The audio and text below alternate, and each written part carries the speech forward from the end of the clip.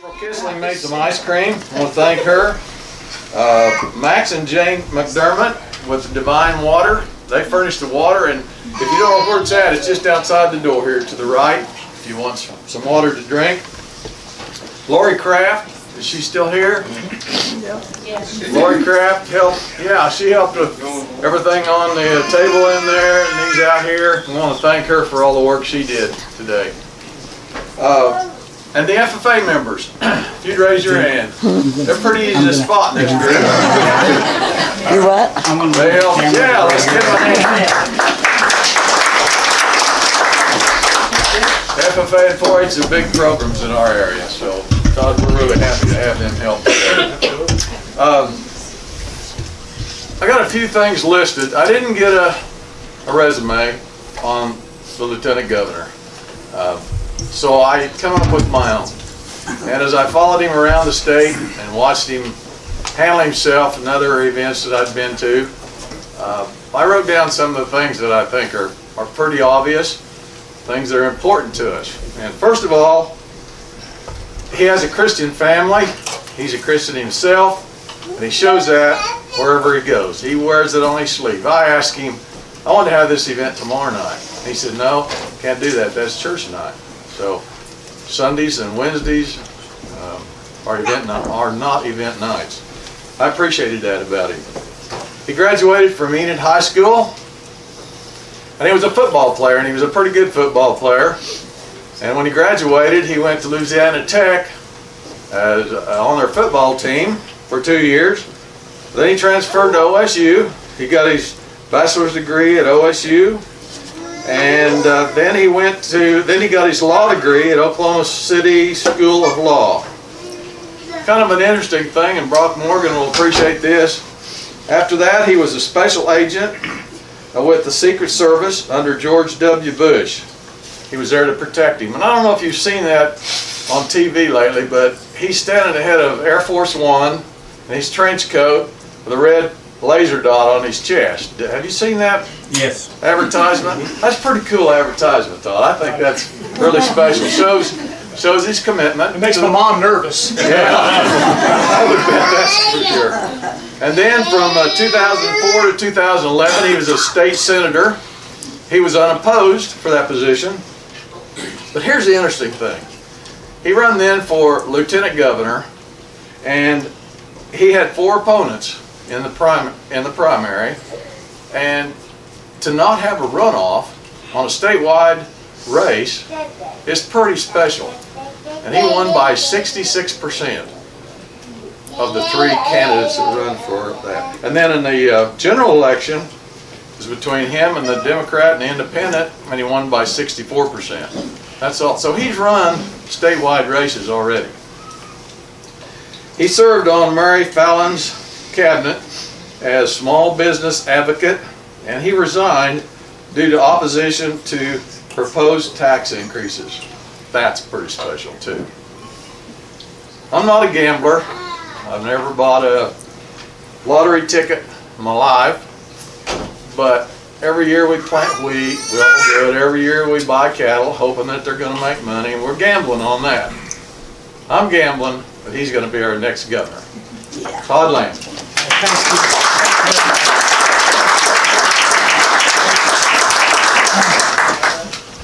Where's Darlene?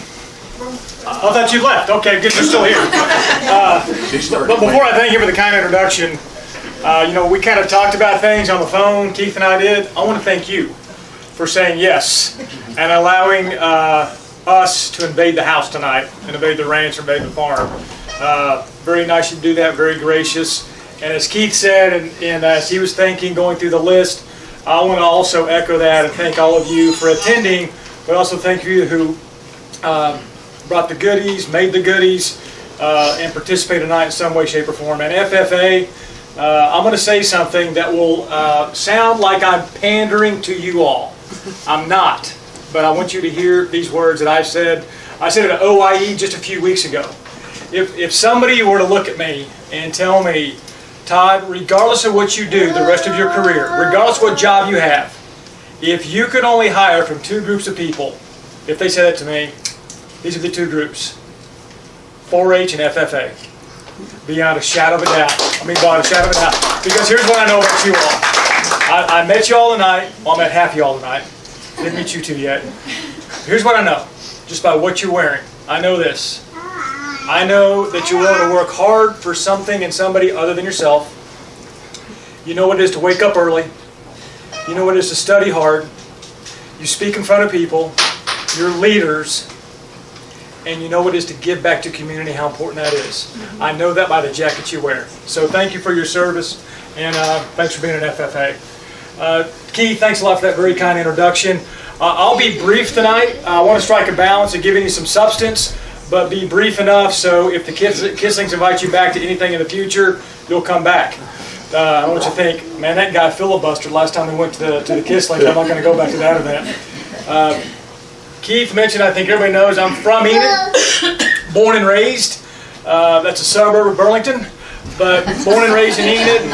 My wife was born in Ada, and she was kind of nomadic, moved around quite a bit with her dad's job. And then my mom was born in Billings, and my dad was born in Canute. Now, none of those are in Alfalfa County, so what's my point? My point, I know somebody's thinking, why is he telling us this?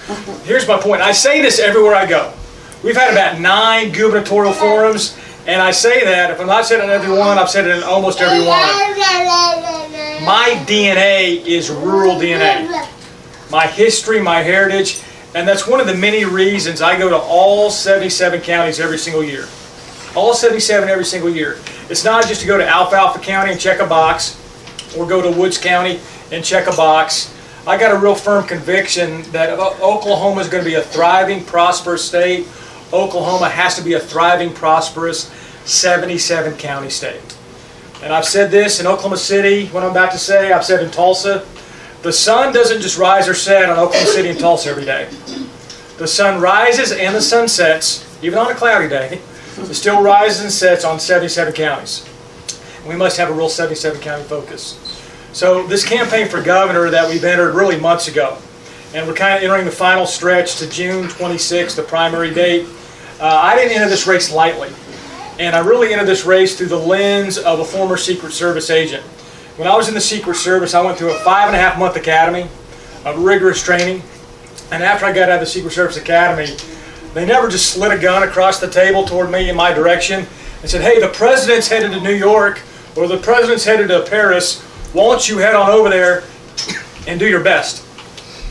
Everything I did in the Secret Service, every protection assignment I had, every arrest warrant I executed, everything I did in law enforcement in a federal capacity, I did after we had a very detailed plan of action and execution. Furthermore, we even had a detailed backup plan with everything I did in the Secret Service. Oklahoma's in a lot of the mire that we're in because we have no plan. Proverbs 29 verse 18 says, where there is no vision, the people will perish. Another translation says, where there is no vision, the people will be scattered or confused.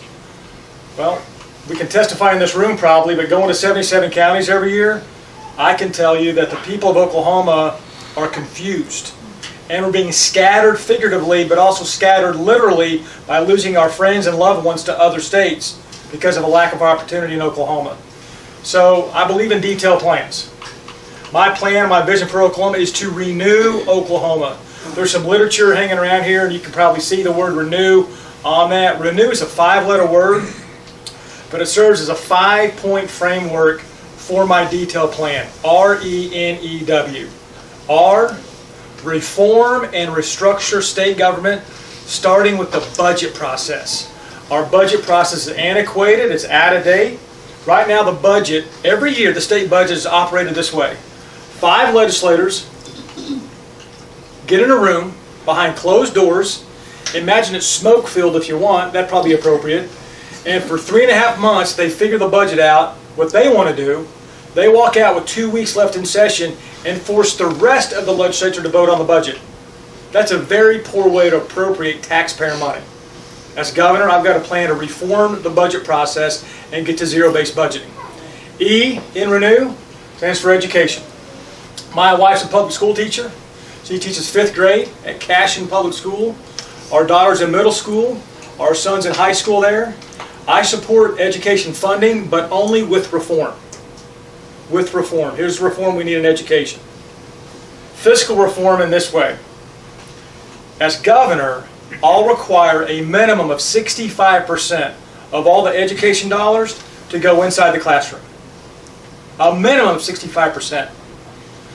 Right now, the statewide average, based on one report, is less than 46% of education dollars going inside the classroom. We talk about education funding, education funding.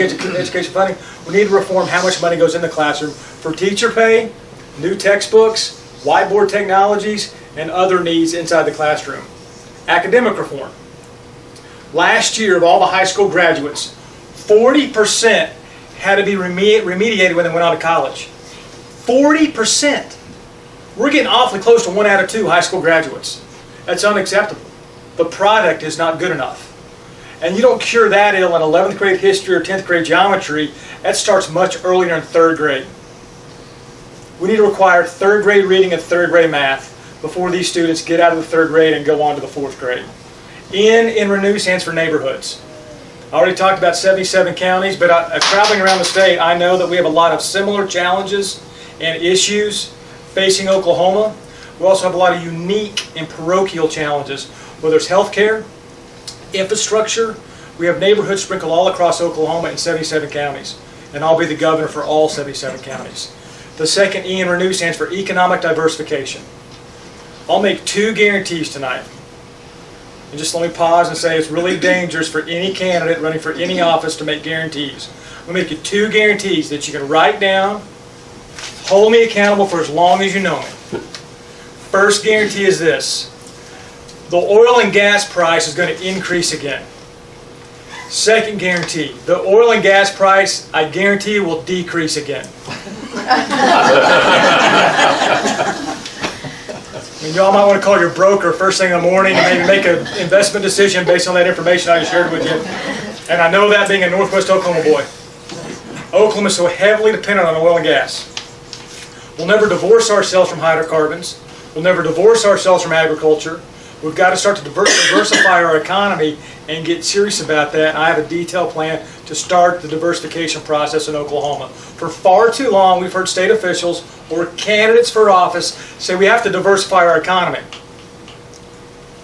And then it's crickets right after that. I have a plan to do that. I'm happy to share with that if you want me to during Q&A. And I'll close with this. I've already spoken a little longer than I'd planned to, but I drove for 2 hours, and I thought I'd talk a little bit longer than I usually do. And who came from Grove? Yeah, that's so impressive. I mean, people here from Grove. I mean, I'm glad everybody's here, but they came from Grove. W. W stands for work. And really just gives me an opportunity as a candidate to vent. If Oklahoma was a business, a working business, and we called the business Oklahoma Incorporated, the board of directors would want to fire somebody. Sometimes I get an amen when I say that. And then I asked for one. And if it was a business called Oklahoma Incorporated, the shareholders would be livid at the product being received, considering the investment being made. And again, as I travel to 77 counties, I can tell you that the shareholders, i.e. our taxpayers, are livid at the product being received, considering the investment being made. So I ask for your help to help us renew Oklahoma. I believe our best days are ahead of us. Oklahoma will experience a renaissance, but not by accident, not by happenstance, only by design and detailed planning. So thank you for coming out. Thank you again, Keith, for that very kind introduction. And the floor is yours. I'll be happy to answer any questions, take any advice you might have for me. Questions for him? Well, I crammed till about 11 p.m. So I mean, if somebody asks me one question. I do. I will. Yeah, Keith. I'll start it and then everybody can. Ag exemptions are on the table almost every year here in the last few. This group is rural. Right. A lot of ag people in here.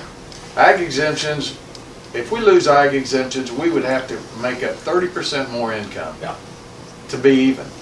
We can't do that. No, you can't. So where are you at on ag exemptions? Well, I'll answer the question very directly, and I'll make over-explain it a little bit. Not over-explain it, but touch on other exemptions.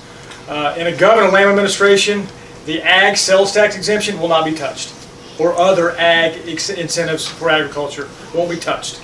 in the Governor Lamb administration. And it goes back to my roots.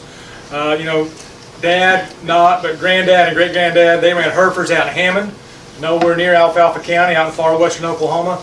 That's my family's roots, but that's also our roots as a state. We're a very agrarian state.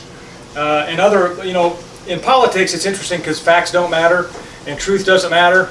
Opponents in this race have pointed in my direction and said that, Lamb's going to tinker with the ag sales tax exemption. Nothing could be further from the truth. I'm looking everybody in the eye right now. They will not be touched. If anything, they'll be defended in every way, shape, or form in a Governor Lamb administration. There are other incentives on the books in Oklahoma that should not be removed, but should be examined to see if there's any fraud or mismanagement in those incentives or sales tax, but not agriculture. And I've said many times on the stump, when I talk about sales tax exemptions or other incentives we have in Oklahoma, two are sacred cows: ag sales tax exemption and disabled veteran sales tax exemption will not be touched in the Governor Lamb administration. Thank you. Yeah, I'm glad you asked that, Keith. Yeah. It's your chance. Don't be afraid to ask him. Todd, what does the polls look like at this time? Ed, no idea. Ed asked what the polls look like. We have the best pollster in the business. Actually, before Donald Trump ran for president, he hired the pollster to see if he should run that we're using. He's out of Oklahoma City. His name's Pat. And my point is we got the best pollster in the business. And we're not polling right now, and here's why. If a poll came back and said that we were up by 20 points or we were down by 2 points, it wouldn't change one thing we're doing. Wouldn't change one thing we're doing. So it'd be a waste of money. And I'm pretty tight with other people's money. Of all the campaigns running for governor, no campaign can say what I'm about to say. Of every dollar contributed to our campaign, 89 cents is saved. Just like that. I just want that to marinate for a second. We got a staff of about 7 people. We pay for bumper stickers. I reimburse for mileage. We got expenses, and 89 cents of every dollar saved. And it's because of things like that. Some candidates like, well, let's poll or let's do this. No. We'll do that later, but not right now. And so, since Ed asked about polling, just let me kind of give you some objective statistics that kind of indicate how strong the campaign's going right now. We went back up on TV. Keith mentioned the first spot we had. We ran it for about 3 weeks. It was me with the red laser on my chest talking about stepping in the line of fire and what I'll do as governor. Well, now we're up with our daughter. She's doing a TV commercial for us right now. She kind of stole the show when we ran for lieutenant governor. She actually won a national award for saying my dad protected presidents from bad guys. That's what she said on the TV spot, and so everybody talked about her for years. And this media guy we have said, no ad has ever had that kind of legs. Let's use Lauren again. So Lauren went back on TV today. So we're up on TV. We've been on radio for 3 weeks. We're also the only campaign that can say this, and I think I said this to Marcy, maybe to somebody else. We have a contribution from all 77 counties. Some campaigns go an entire cycle for the U.S. Senate, for governor, lieutenant, whatever, and never get a contribution from all 77 counties. And that happened in our campaign back in August or September. A very, very long time ago. I think that shows our strength statewide, our breadth. And it's not because somebody said, oh, well, I like the blue and I like the gold. Oh, that's a good looking logo. Let's write Lamb a check. We're getting a positive response because we have a detailed plan for Oklahoma. And people are signing on and appreciate that. And we have the most donors of any campaign. Where are we, Evan, Jacob? Over 2,000, aren't we? Well north of 2,000. Well north of 2,000 donors for the campaign, statewide. That's... Keith, who could be calling you? Everybody's here. You want to speak to Todd Lamb? So number of donors, counties, we've raised the most from individual donors, and I signed a dozen thank you notes earlier this week. Half of them were for $30 or less. That just shows real strength of grassroots. Anybody else? I guess they're all out of question. Well, I'll make you a deal. Since you all came out tonight, This is a special deal. Since you all came out tonight, bumper stickers are free. Now, there's a caveat with that, okay? There's a caveat, not entirely. If they go on a moving vehicle, they're free. If you want a bumper sticker for a bookmark, or you want a bumper sticker to put in your laundry room, by your 2014 calendar, on the bulletin board, we got some of those stickers. They cost $100. But a moving vehicle bumper sticker, totally free, and we got yard signs too, right? Yes. Yard signs too. And do we have any 2x4s left while we're at it? And if you have any good locations, just let us know before you leave. Yeah, we got a few 2x4s, and I mean, Jacob and Evan, they'll put them up on the way back to the city tonight if you want them to, or if we can really trust you and you pass the polygraph, we'll give the signs to you to put up. If you promise they'll be up by sunrise tomorrow. You'll take two? I'll take the 2x4s. Oh, you take two. All right. I'll be happy to visit with y'all one-on-one, but thank you so much for coming out tonight. Thank you for your financial help. I do not take that for granted. It's your hard-earned money. I commit to you I'll be a good steward, and this campaign will be a good steward of your investment. But thank you very much for your help financially. Thanks for your prayers, and please help us with word of mouth also. God bless you, and thank you. Thank you.